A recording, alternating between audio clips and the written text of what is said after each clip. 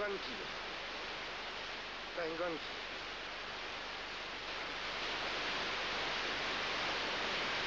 Ma sì, ha ragione lei, sto sbagliando tutto.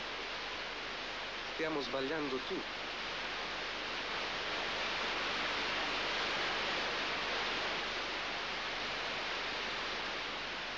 Sì.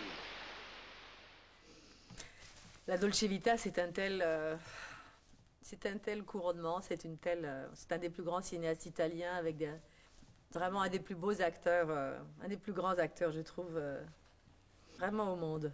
Est-ce que Marcello Mastroianni était un acteur qui vous faisait déjà rêver avant que vous le rencontriez ou Non, je vais vous dire, la vérité, c'est que les acteurs m'ont jamais vraiment fait rêver.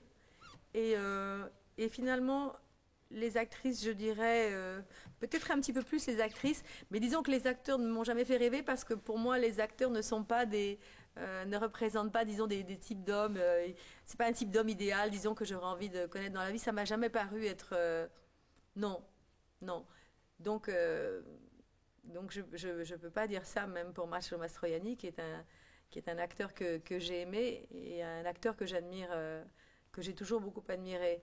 Mais pour moi, ce ne sont pas des héros, les acteurs. Peut-être parce que je suis actrice et que je sais ce que c'est que de faire du cinéma et de... C'est pas... Ça n'a rien à voir avec Je sais que la réalité est quand même très différente. vous avez tourné plusieurs films avec lui, vous diriez qu'il vous a appris quelque chose que... Oui, la relativité des choses en ce qui concerne le cinéma, le sens de la dérision aussi, qui est pas mal pour se protéger un peu. Et puis, oui, il m'a appris beaucoup à prendre les choses avec un peu plus de légèreté. À être moins angoissée quand les choses se passaient pas exactement comme je pensais qu'elles devaient se passer. Que c'était pas toujours ma responsabilité entière si c'était pas exactement comme ça devait être. Ça, c'est quelque chose, vous avez l'impression d'avoir progressé dans ce sens-là Oui, ça m'a pris du temps hein, quand même. Ouais. Ça me prend beaucoup de temps. J'ai tendance à me sentir très... Oui, oui, oui.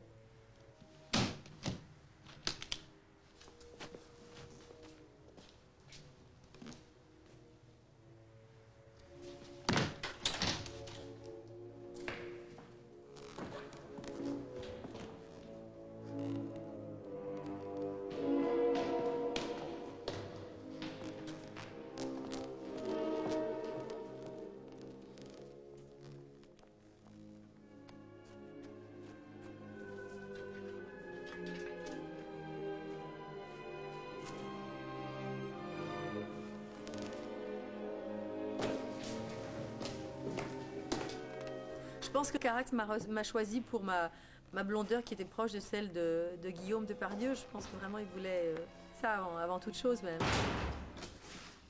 Tous ces personnages que vous avez interprétés, très différents, est-ce que toutes ces vies rêvées ont finalement été quand même un peu vécues? Je pense pas qu'elles ont été vécues, mais je pense qu'elles ont quand même traversé ma vie et m'ont quand même donné la possibilité de vivre momentanément c'est très confortable hein, d'une certaine façon de pouvoir vivre quelques heures comme ça avec quelqu'un d'autre et être je pense que ce sont des expériences moins dangereuses que d'autres choses mais qui vous permettent de vous évader. Peut-être que des fois après ça la réalité vous paraît évidemment moins exaltante. J'ai besoin vraiment des deux. J'ai besoin vraiment de cette évasion jusqu'à l'extrême dans des choses comme ça très... Parce que je sais que ma vie est quelque chose d'assez concret et qui me plaît aussi. J'ai vraiment ces deux choses, ces deux pôles très, très forts quand même chez moi, très, très équilibrés, je sais pas, mais aussi forts presque l'un que l'autre, je crois.